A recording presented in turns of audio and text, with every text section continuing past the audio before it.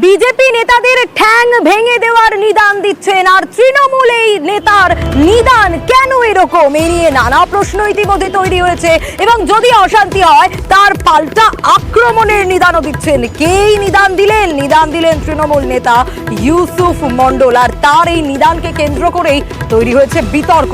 কি বলেছেন তিনি, আগে শোনাই। যদি কোনো অশান্তি বাঁধানোর চেষ্টা করে, ছাতা দুটো গুঞ্জাকে নিয়ে কোমর থেকে পা পর্যন্ত ঠ্যাংগুলো ভেঙে দেবে। আরো বিস্তারিত এই বিষয়ে দেবব্রত আমাদের জানাতে পারবে। দেবব্রত, হঠাৎ করে এরকম নিদান দিতে গেলেন কেন? একেবারেই দেখো, গতকালকে সোনামুখীর ধানসিমলা গ্রাম পঞ্চায়েত প্রধান ইউসুফ মণ্ডল সোনামুখী ব্লকেরই যে কাশীপুর রয়েছে সেখানে একটি আরজি করের ঘটনার প্রতিবাদে একটি অবস্থান বিক্ষোভ কর্মসূচি পালন করে ব্লক তৃণমূল কংগ্রেস।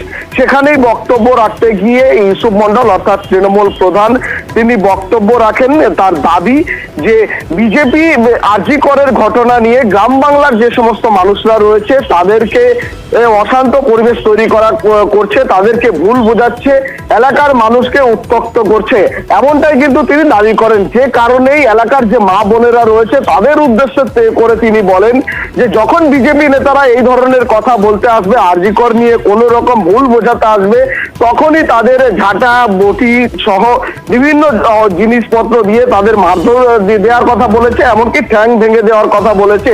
তাই এরপর শুধুমাত্র মঞ্চে বক্তব্য রাখতে গিয়েই যে এই ধরনের কথা বলেছে এমনটা নয়, তারপর সংবাদ মাধ্যমের মুখোমুখি হয়েও ইউসুফ মণ্ডল অর্থাৎ প্রধান তিনি বলেন যে এই ধরনের ঘটনা যদি মা বোনেরা করে তার দোষ কিন্তু বর্তাবে বিজেপি এবং সিপিআইএম এর উপর। বেশ, কারণ এই বক্তব্যটাই শোনাবো মঞ্চ থেকে দেবে সেই তৃণমূল নেতা বলছেন যদি অশান্তি হয় তার এই বক্তব্যের পর তাহলে নাকি তার সব দায় বিজেপি আর সিপিএম এর। শুনুন কি বলেছেন।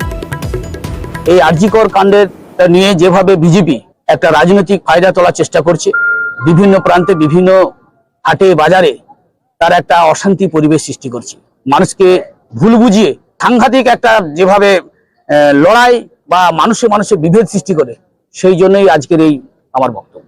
এই বক্তব্য অশান্তি তৈরি হলে বিজেপি সিপিএম দায়ী হবে। গোটা ঘটনা নিয়ে কটাক্ষ করেছে বিজেপি। এই ধরনের যে বক্তব্য রেখেছে, অশান্তি তো উনি তৈরি করেছে। বিজেপির কোথাও কোনো ভোট আমাদের মন্ডল কেউ কোনো এই ধরনের বক্তব্য রেখেছে, আমাদের জেলা কেউ রাখে। আর উনি ঠ্যাং ভেঙে দেওয়ার কথা বলছে, পঞ্চায়েতে ওনার পাটাই ভেঙে গেছিল কি করে জানি না। তো যে বেশি এই ধরনের বক্তব্য রাখবে জনগণ আগামী দিনে তার জবাব দেবে।